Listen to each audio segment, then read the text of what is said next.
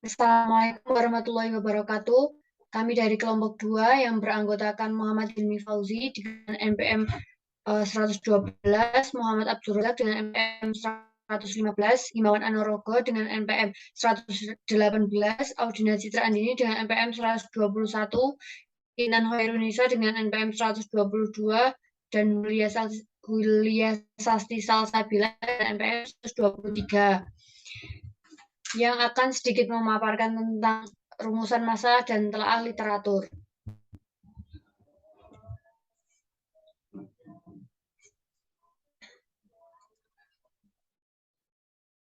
Yang pertama, rumusan masalah.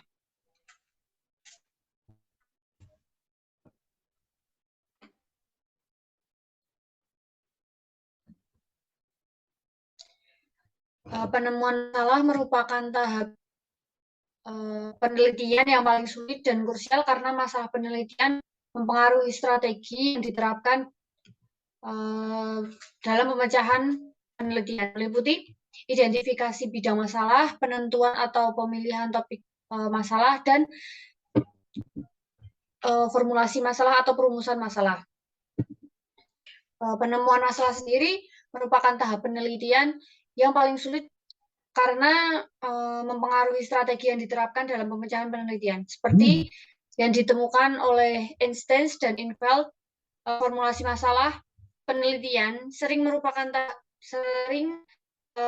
memiliki tahap penelitian yang jauh lebih esensial dibandingkan dengan tahap pemecahan masalahnya. Bahkan menurut Isar dan Michael, formulasi masalah penelitian dengan baik merupakan setengah dari tahap pemecahan masalah.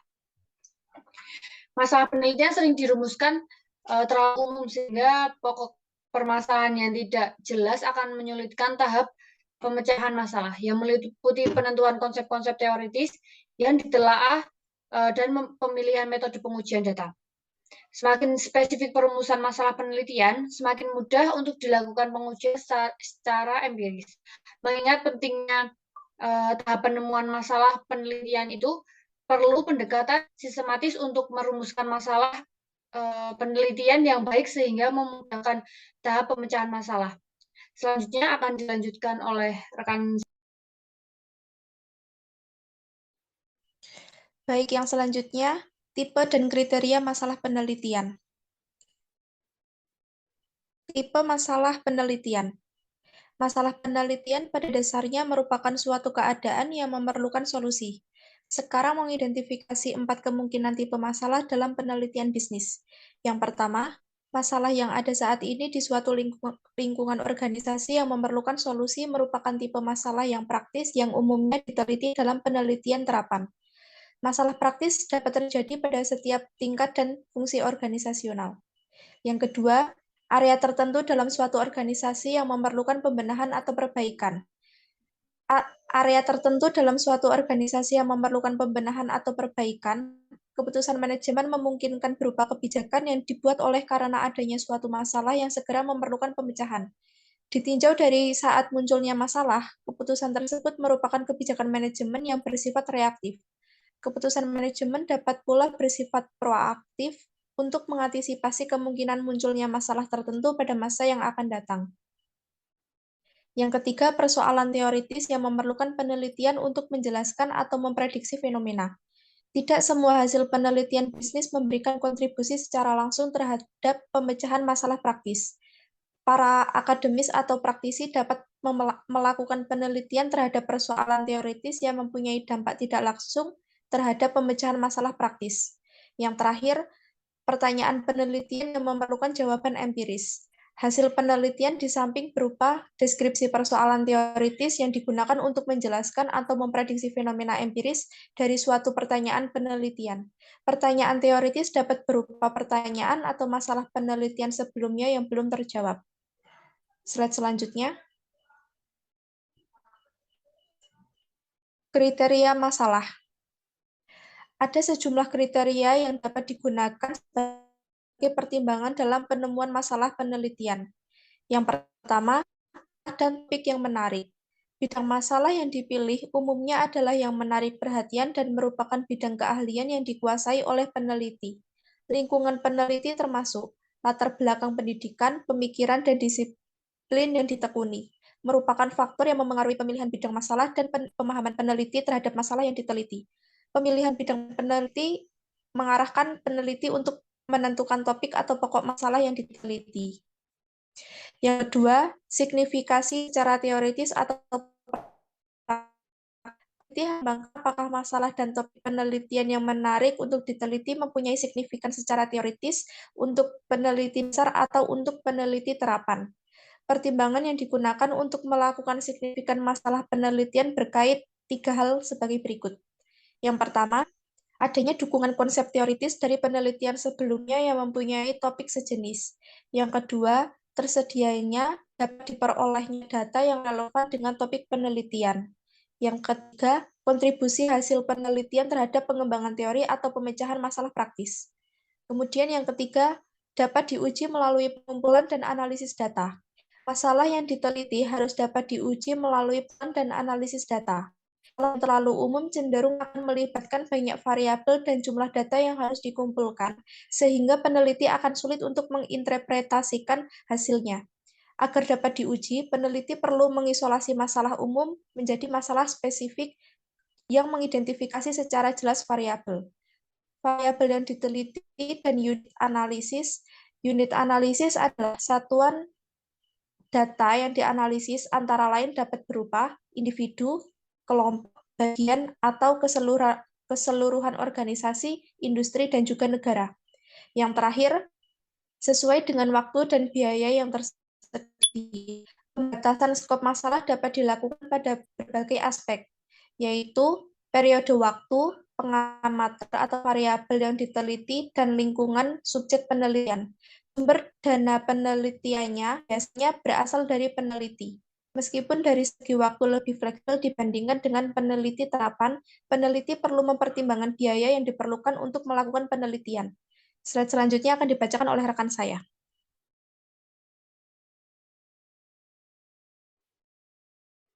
Berikut adalah penemuan rumusan masalah, yaitu sumber penemuan masalah.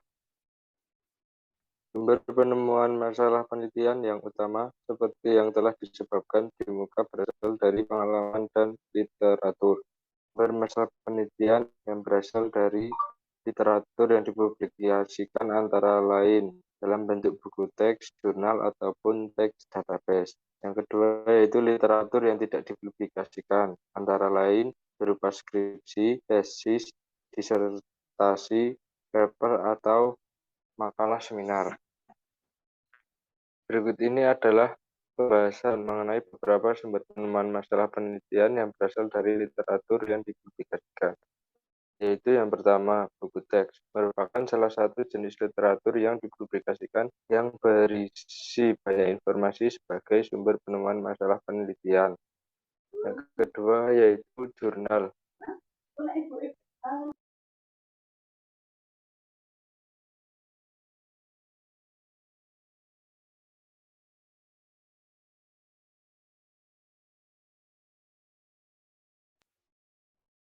Yang kedua yaitu merupakan jurnal. Merupakan jenis literatur yang berisi artikel yang menelaah berbagai macam konsep teoritis. Yang ketiga adalah database. Berisi komplikasi daftar buku jurnal, majalah, atau literatur lainnya yang dipublikasikan secara periodik.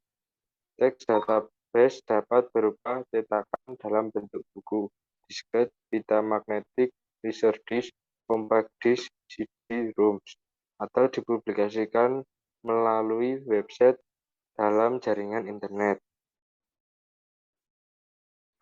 Kemudian yaitu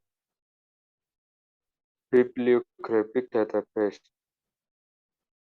Memuat daftar referensi antara lain mengenai judul artikel, nama penulis, sumber publikasi, penerbit, volume, dan nomor halaman.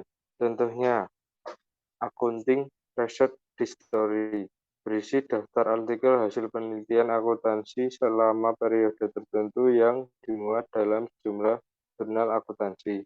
Yang kedua yaitu Business Periodic Index melalui daftar biografi, artikel bisnis dan manajemen yang dipublikasikan dalam sejumlah jurnal bisnis dan ekonomi.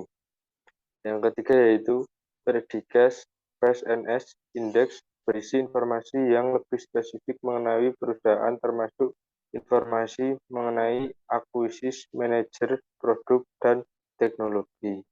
Kemudian Abstract Database. Abstract Database yaitu menyajikan abstrak atau ringkasan artikel. Salah satu jenis Abstract Database adalah abstrak disertai yang berisi ringkasan komponen-komponen utama dalam disatu yang diklasifikasikan berdasarkan judul, penulis, dan intuisi. Kemudian teks database membuat kumpulan materi artikel secara lengkap atau full text. Full text data umumnya dapat diperoleh pada institusi yang memberikan jasa layanan database komputer, misal manajemen konteks, business, dan industri news. Kemudian akan dipresentasikan oleh teman saya.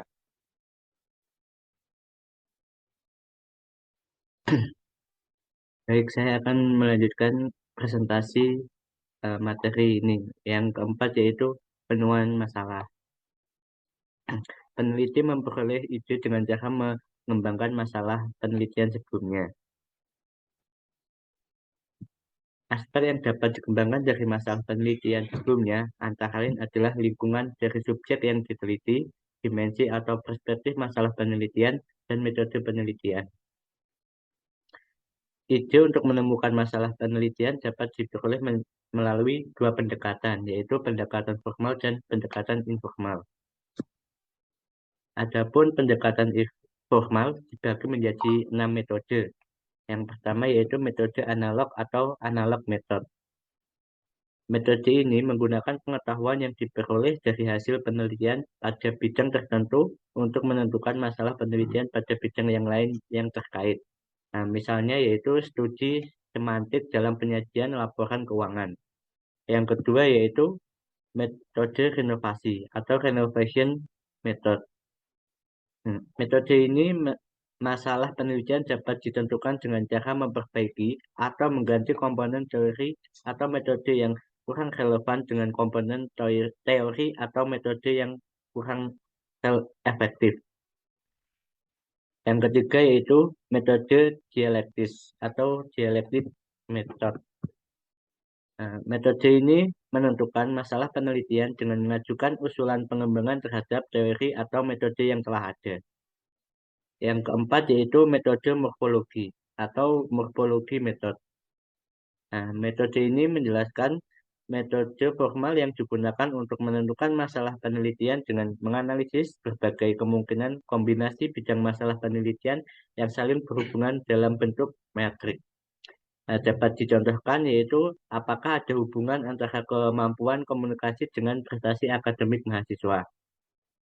Yang kelima yaitu metode komposisi atau decomposition method.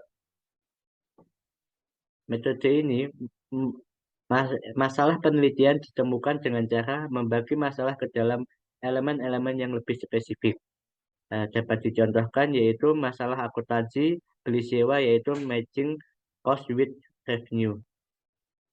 Yang terakhir yaitu metode agregasi atau aggregation method.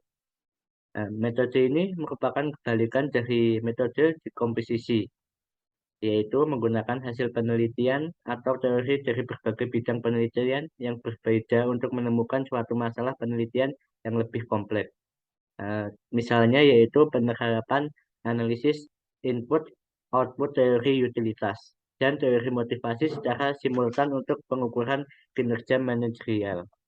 Adapun pendekatan informal terdiri dari 4 metode, yaitu metode yang pertama yaitu metode perkiraan atau conjecture method. Metode ini mengumpulkan masalah penelitian berdasarkan intuisi pembuat keputusan mengenai situasi tertentu yang diperkirakan memiliki potensi masalah. Contohnya yaitu kerugian karena produk hilang untuk jenis produk yang mudah menguap dapat terjadi pada proses pembelian. Yang kedua yaitu metode fenomenologi atau fenomenologi method. Nah, metode ini mengupayakan masalah penelitian berdasarkan hasil observasi terhadap fakta atau kejadian. Nah, dapat dicontohkan pada pengamatan investor terhadap data keuangan historis suatu perusahaan atau beberapa perusahaan dalam suatu industri dapat digunakan sebagai dasar dalam penentuan topik masalah. Mengenai manfaat rasio keuangan untuk memprediksi pertumbuhan laba atau kandungan informasi laporan kas untuk pembuatan keputusan investasi. Yang ketiga yaitu metode konsensus atau konsensus method.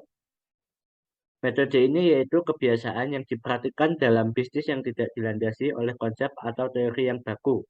Dapat dicontohkan dalam kriteria untuk menentukan materiality, dalam pengakuan dan penyajian informasi akuntansi atau auditing, kemungkinan dapat digunakan sebagai dasar untuk menentukan masalah penelitian.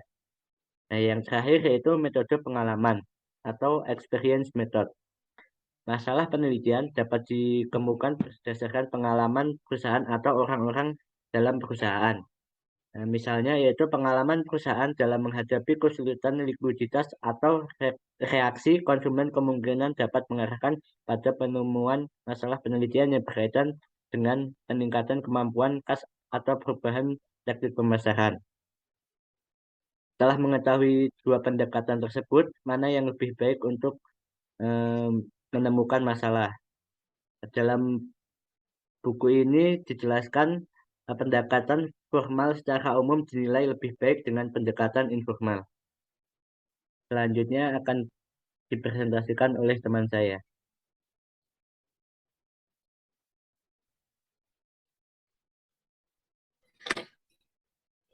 Baik, slide selanjutnya yaitu perumusan masalah. Kriteria penelitian yang baik menghendaki rumusan masalah atau pertanyaan penelitian yang secara jelas dan tidak ambiguitas masalah penelitian sebaiknya dinyatakan dalam bentuk pertanyaan yang mengekspresikan secara jelas hubungan antara dua variabel atau lebih. Rumusan penelitian dapat dinyatakan dalam bentuk pertanyaan atau dinyatakan dalam tujuan penelitian. Contoh rumusan masalah penelitian dalam bentuk pertanyaan. Yang pertama yaitu bagaimana pengaruh idealisme terhadap komitmen pada profesi. Yang kedua, apakah ada hubungan antara partisipasi pemakai dengan kepuasan pemakai dalam proses pengembangan sistem informasi. Yang ketiga, apakah pengumuman right issue mempunyai kandungan informasi yang cukup untuk membuat pasar bereaksi terhadap pengumuman tersebut. Beberapa peneliti merumuskan masalah penelitiannya ke dalam pertanyaan tujuan penelitian. Tujuan penelitian meskipun demikian tidak harus sama dengan masalah yang diteliti. Contoh rumusan masalah yang penelitiannya tidak dinyatakan bentuk pertanyaan, tetapi dinyatakan dengan penelitian.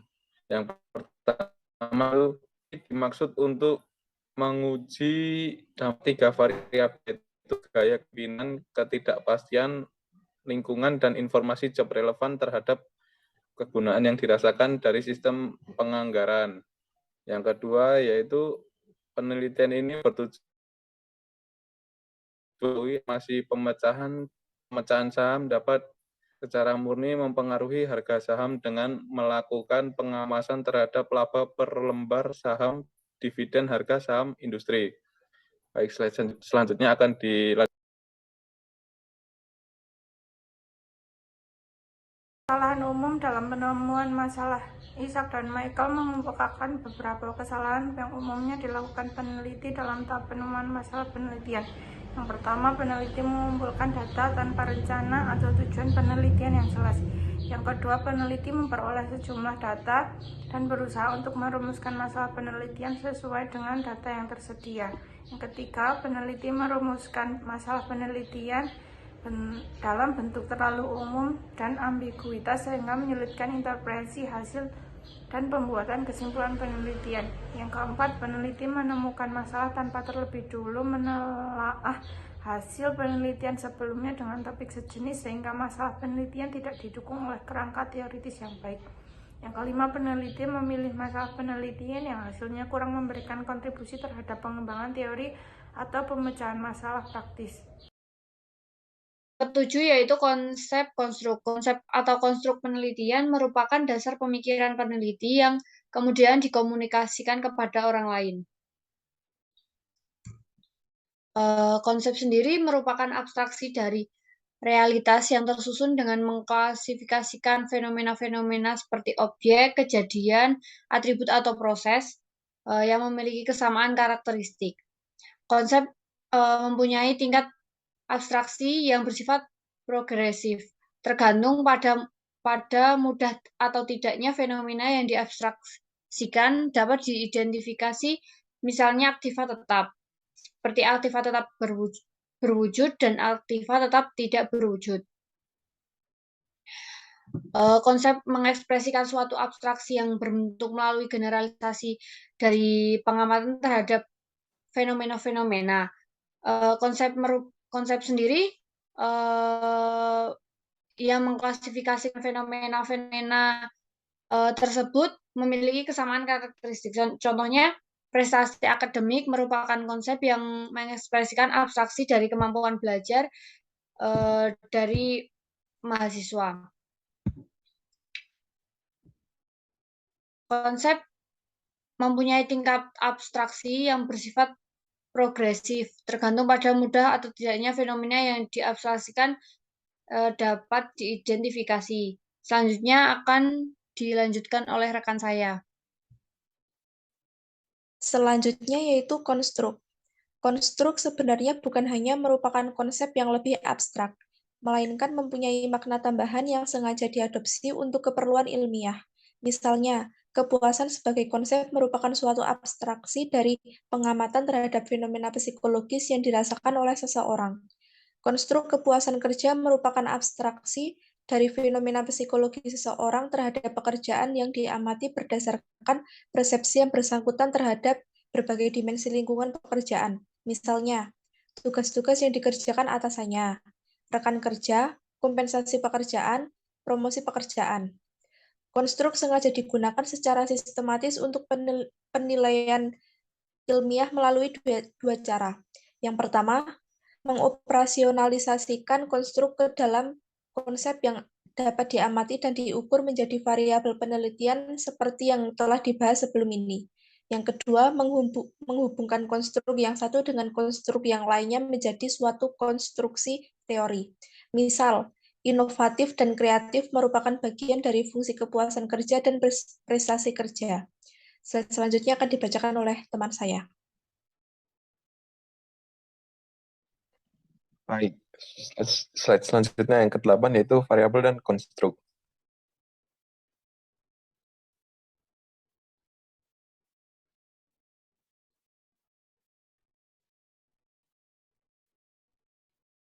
Konstruk adalah abstraksi fenomena-fenomena kehidupan nyata yang diamati. Variabel dengan demikian merupakan proksi atau representasi dari konstruk yang dapat diukur dengan berbagai macam nilai. Variabel merupakan mediator antara konstruk yang abstrak dengan fenomena yang nyata. Variabel seperti ini telah dinyatakan sebelumnya adalah segala sesuatu yang dapat diberi berbagai macam nilai. Teori mengekspresikan fenomena-fenomena secara sistematis melalui pernyataan hubungan antar variabel. Yang berikutnya yaitu nilai variabel. Variabel dapat diukur dengan berbagai macam nilai tergantung pada konstruk yang diwakilinya. Nilai variabel dapat berupa angka atau berupa atribut yang menggunakan ukuran atau skala dalam suatu kisaran nilai. Tipe-tipe skala pengukuran variabel penelitian dibahas pada bagian tersendiri. Contoh variabel antara lain sikap, motivasi, presentasi akademik, absensi. Sikap mahasiswa dapat dinilai dengan positif dan negatif. Motivasi belajar mahasiswa dapat dinilai dengan tinggi, sedang kurang. Absensi mahasiswa dapat dinilai atau dihitung mulai dari angka 0 sampai dengan jumlah tertentu atau seluruh mahasiswa dalam satu kelas. Slide selanjutnya akan dibahas oleh teman saya.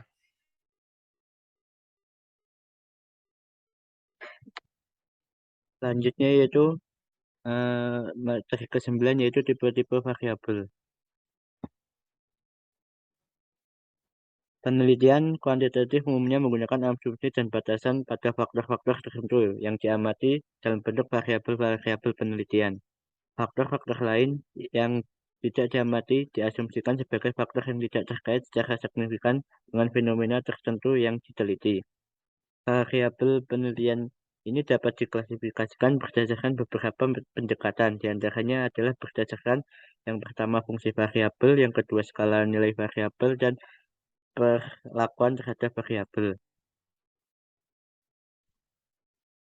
Yang pertama yaitu fungsi variabel. Fungsi variabel ini yaitu tipe variabel dapat diklasifikasikan menjadi 3 juga, yaitu yang pertama variabel independen dan variabel dependen. Variabel independen adalah tipe variabel yang menjelaskan atau mempengaruhi variabel yang lain. Sedangkan variabel dependen adalah tipe variabel yang dijelaskan atau dipengaruhi oleh variabel independen. Kedua tipe variabel ini merupakan kategori variabel penelitian yang paling sering digunakan dalam penelitian karena mempunyai aplikasi yang luas. Bentuk hubungan antara variabel independen dan variabel dependen dapat berupa hubungan korelasional dan hubungan sebab akibat. Kemudian yang kedua yaitu variabel moderating. Variabel moderating tersebut mempunyai hubungan antara variabel independen dengan variabel dependen. Kemungkinan dipengaruhi oleh variabel lainnya.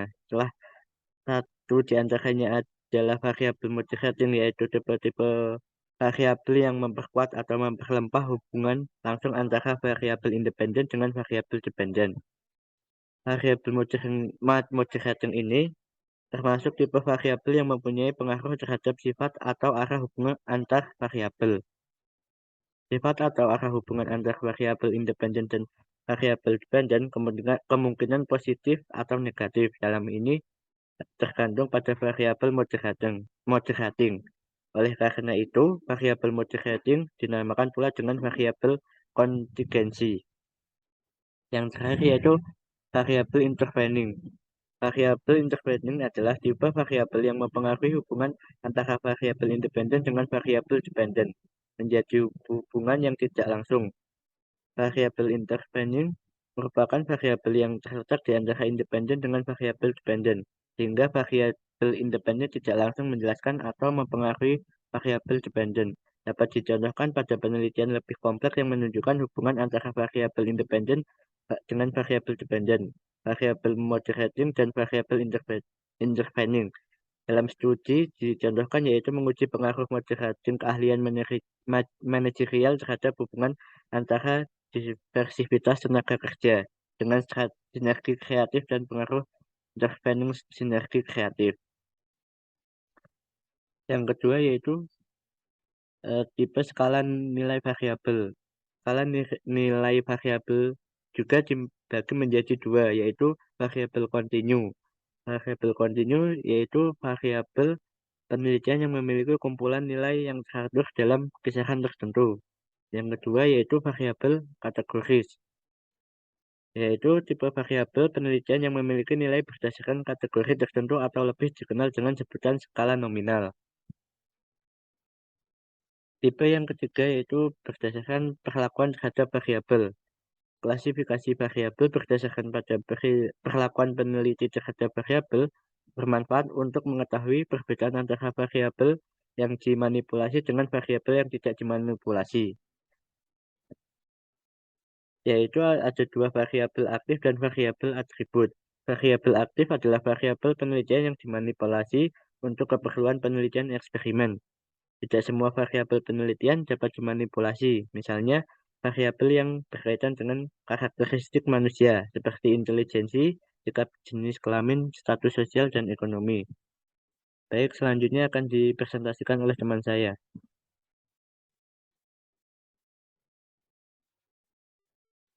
Berikut adalah review penelitian terlebih dahulu. Review penelitian terlebih dahulu yaitu memiliki tujuan untuk mencari benang merah atas permasalahan tentang kualitas audit, di mana dengan hasil penelitian tersebut terharapkan dapat berguna sebagai bahan evaluasi terhadap permasalahan yang dibahas.